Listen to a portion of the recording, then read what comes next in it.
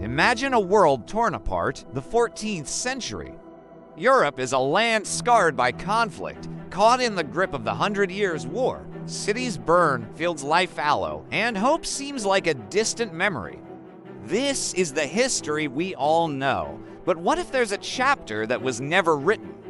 What if, far to the south, beyond the chaos and despair, a beacon of civilization shone brightly? Welcome to the Kingdom of Zahara. In the heart of Africa, a society flourished, built not on conquest, but on wisdom, innovation, and peace. While Europe was locked in a cycle of destruction, Zahara was a hub of knowledge, its libraries filled with scrolls on astronomy, philosophy, and advanced agriculture. Its people lived in prosperity, governed by a wise and compassionate king who watched the distant turmoil in the north with a heavy heart. He saw the suffering, the endless cycle of violence, and knew that sending armies would only add fuel to the fire. True victory, he believed, wasn't won on the battlefield. It was cultivated in the minds and hearts of the people. So, the king of Zahara chose a different path. He decided to intervene, not with swords, but with ideas. He entrusted this delicate and crucial mission to his own son, the brilliant and charismatic Prince Malik. This wasn't a mission of conquest. It was a mission of enlightenment, shrouded in secrecy.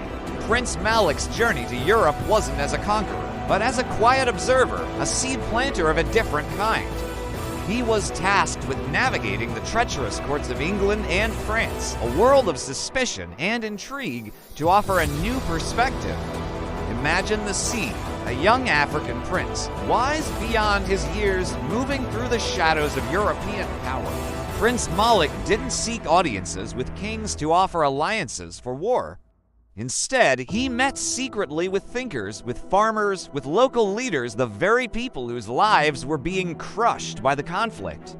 He wasn't there to take sides. He was there to build bridges. He shared Zahara's secrets, advanced crop rotation techniques to fight the famine that plagued the land, new methods of irrigation to turn barren fields green, and philosophies of governance that emphasized cooperation over conflict.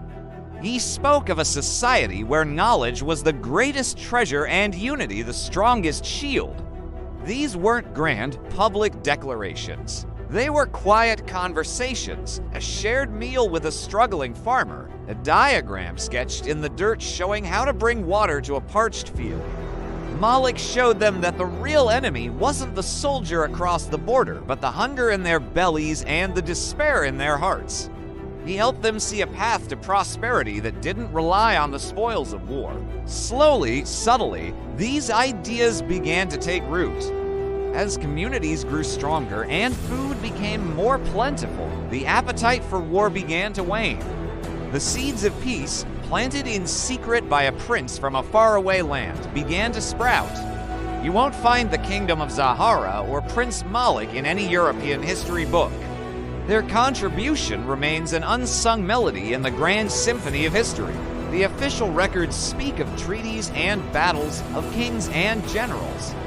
But history is often more than what is written. The end of the 100 Years' War wasn't just a military conclusion, it was a shift in consciousness. And perhaps, just perhaps, that shift was gently guided by a wisdom that traveled from the heart of Africa.